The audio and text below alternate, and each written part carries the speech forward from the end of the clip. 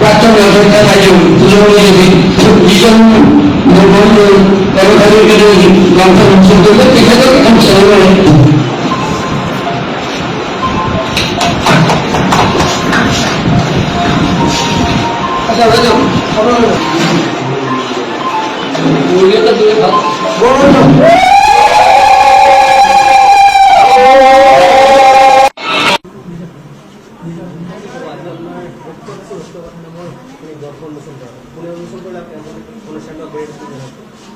হয় মোৰ উপন্যাস যিখন আছিলে গুপ্ত কাশীৰ সুপ্ত কথা এইখন শ্ৰদ্ধাৰ কনক হাজৰিকাদেৱে বিশিষ্ট সাংবাদিক তেখেতে উন্মোচন কৰিলে আৰু যি দুটা ভিডিঅ' ভাৰ্জন আছিলে গানৰ সেই ভিডিঅ' ভাৰ্জন দুটা মোৰ কাষতে বহি আছে মামনি শ্ৰদ্ধাৰ মামনি সমাজ ভট্টাচাৰ্যে উন্মোচন কৰিলে আৰু দুয়োগৰাকী উপন্যাস আৰু ভিডিঅ' গীতৰ যি ওপৰত যি তেওঁলোকৰ বক্তব্য আগবঢ়ালে অতি সুন্দৰ অতি মনোগ্ৰাহী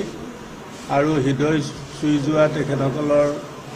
এই গীত আৰু উপন্যাসৰ ওপৰত তেওঁলোকৰ ব্যাখ্যা আৰু লগতে উপন্যাসখনৰ কথা মই কিছু চমুকৈ ক'লোঁ যে এই উপন্যাসখন মই প্ৰথম গুৱাহাটীত আছিলোঁ গুৱাহাটীলৈ আহিছিলোঁ 1979 চনত সেই 1979 চনৰ যি গুৱাহাটীৰ পৰিৱেশ সেই পৰিৱেশ এতিয়া নাই ঠিক তেনেকৈ আমাৰ মৰমৰ গাঁওখন আমাৰ বিশ্বনাথ চাৰিআলিৰ ঘৰ টেঙাবৰী গাঁৱত আমাৰ ঘৰ তাৰো যি পৰিৱেশ পূৰ্বৰ সেই পৰিৱেশ নাই আৰু আমাৰ ঘৰবিলাক যি যুটীয়া পৰিয়ালেৰে ভৰি আছিলে সেই ঘৰবিলাক এতিয়া খালী খালী পৰি আছে গতিকে এই কিতাপখনৰ একচুৱেলি মোৰ যি মন লিখাৰ যি আগ্ৰহ হৈছিলে সেইটো এটা যিটো একাত্মিকতা সেইটোৰ ওপৰত ভিত্তি কৰি এই কিতাপখন লিখা হৈছিলে আৰু মোৰ মনলৈ যিবিলাক ভাৱ সেইকাৰণে আহিছিলে কাৰণ মানুহবিলাক আজিকালি বহু দূৰত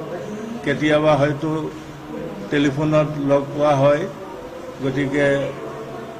সেই পটভূমি লৈ পেলাই মই কিতাপখন লিখিবলৈ চেষ্টা কৰিছিলোঁ আৰু ইয়াত এটা কথা কওঁ যে মোৰ এই লিখাটো যদি ৰাইজৰ মাজত এটা সমাদৰ পাওঁ তেতিয়াহ'লে সেইখন এখন উপন্যাস হৈছে বুলি মই ভাবিম আৰু যদিহে সেই সমাদৰ নাপাওঁ তেতিয়াহ'লে সেয়া খালি একোটা বাক্যৰ সমষ্টি বুলিয়ে ভাবিম গতিকে এইখিনিয়ে মই মোৰ বক্তব্য মই ৰাখিলোঁ